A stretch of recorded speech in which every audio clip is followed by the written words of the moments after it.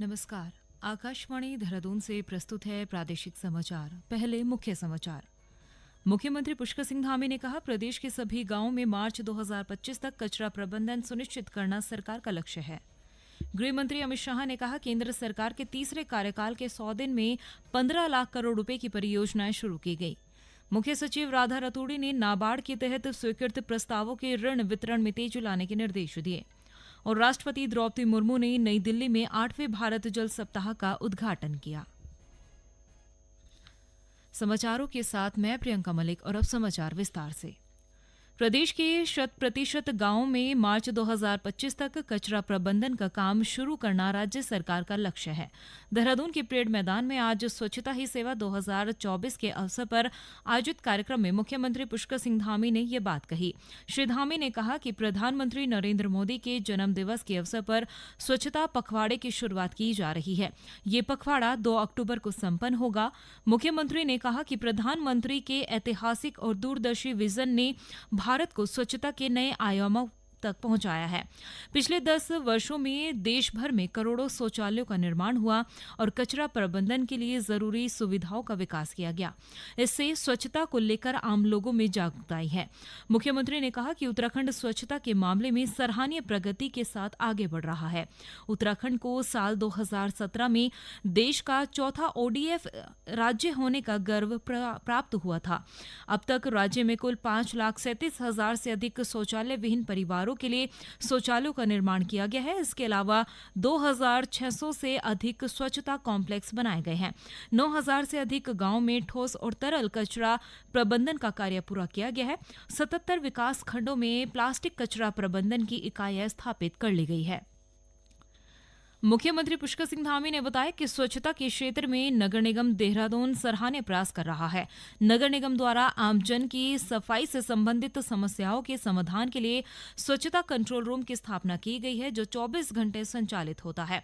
इसके अलावा सफाई सुनिश्चित करने के लिए 8 टीमों का गठन करने के साथ ही CCTV कैमरे से निगरानी की जा रही है।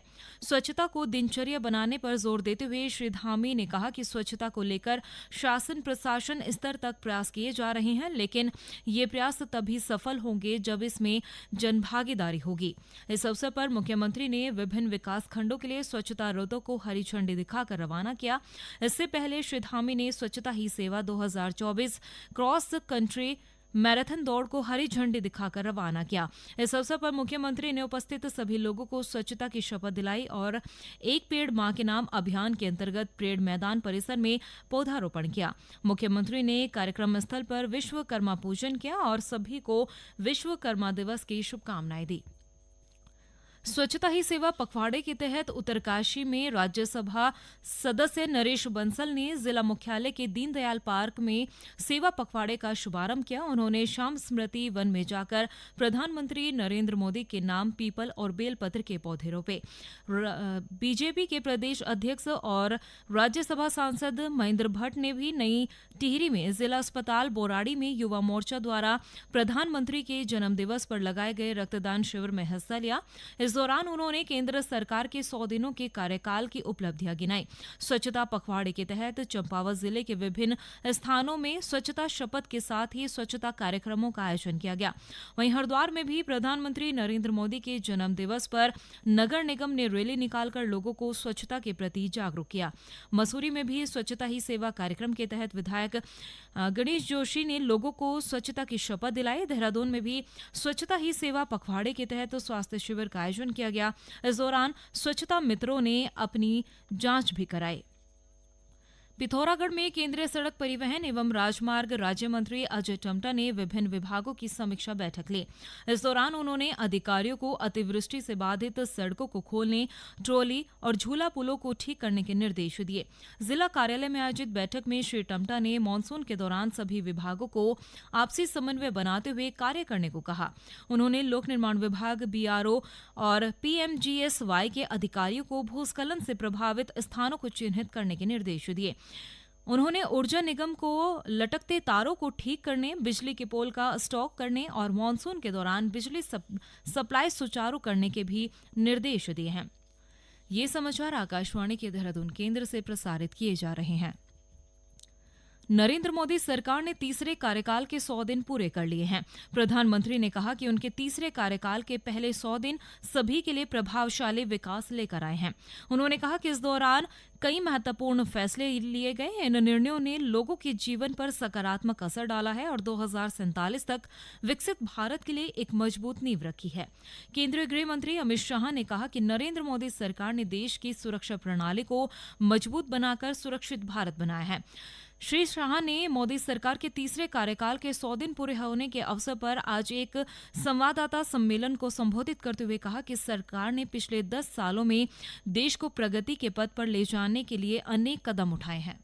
100 दिन में लगभग 15 लाख करोड़ रुपए की परियोजनाओं को चालू किया गया है। 100 दिन को मैंने 14 स्तंभों में बांटा है। इंफ्रास्ट्रक्चर का जहां तक सवाल है, 100 दिन में 3 लाख करोड़ की परियोजनाएं हमने घोषित भी की है, इम्प्लीमेंटेशन भी शुरू हुआ है। 49,000 करोड़ की 25,000 अनकनेक्टेड गांवों को जोड़ने की योजना, ये योजना 100 की आबादी वाले गांवों को भी जोड़ेगी। तो एक प्रकार से मजले, टोले और आदिवासी क्षेत्रों की छोटी वसाहतों को भी अब रोड से 12मासी कनेक्टिविटी दी जाएगी। 50,600 करोड़ की लागत से भारत के बड़े रोडों को भी बढ़ाने का निर्णय नरेंद्र मोदी सरकार ने किया है। रक्षा मंत्री राजनाथ सिंह ने आज कहा कि सरकार भारत को रक्षा क्षेत्र में आत्मनिर्भर बनाने के लिए प्रतिबद्ध है। नरेंद्र मोदी सरकार के 100 दिन के कार्यकाल की सराहना करते हुए श्री सिंह ने कहा कि पिछले 3 महीनों में मंत्रालय ने 1.5 लाख करोड़ रुपए की रक्षा खरीद की मंजूरी दी है। मुख्य सचिव राधा रतूड़ी ने नाबार्ड के तहत स्वीकृत प्रस्तावों के सापेक्ष लक्ष्य से कम ऋण वितरण पर कड़ी नाराजगी जताई है। उन्होंने सभी विभागों के सचिव और विभागाध्यक्षों को ऋण वितरण और अदायगियों में तेजी लाने के लिए साप्ताहिक समीक्षा करने के निर्देश दिए हैं। श्रीमती राधा रतूड़ी ने सचिवालय में नाबार्ड की ग्रामीण अवसंरचना विकास निधि पर द्वितीय उच्चाधिकार प्राप्त समिति की बैठक की अध्यक्षता की। इस दौरान उन्होंने पेयजल विभाग को पेयजल सुविधाओं के विकास से संबंधित प्रस्तावों को तत्काल भेजने और नाबार्ड को पेयजल प्रस्तावों को शीर्ष प्राथमिकता पर रखने को कहा। उन्होंने नाबार्ड को निर्देश दिए कि राज्य में सिंचाई सुविधाओं के विकास के सापेक्ष किसानों को कृषि आय में बढ़ोतरी पर तुलनात्मक अध्ययन किया जाए। मुख्य सचिव ने वित्त विभाग को धीमी गति से चल रही सभी परियोजनाओं की 1 सप्ताह में समीक्षा करने के निर्देश दिए। उन्होंने बैठक में विद्यालय शिक्षा विभाग के गैर हाजिर रहने पर विभाग से स्पष्टीकरण लेने को भी कहा। बैठक में अपर वित्त सचिव ने बताया कि उच्चाधिकार समिति द्वारा इस वित्तीय वर्ष में 1098 करोड़ रुपए के ऋण वितरण का लक्ष्य रखा गया है, लेकिन अभी तक विभागों की ओर से 232 करोड़ रुपए का ही वितरण किया गया है। राष्ट्रपति द्रौपदी मुर्मू ने जल संरक्षण, उन्नत प्रबंधन, विकास तथा वितरण के लक्ष्य को हासिल करने के लिए जन आंदोलन को बढ़ावा देने की आवश्यकता पर बल दिया।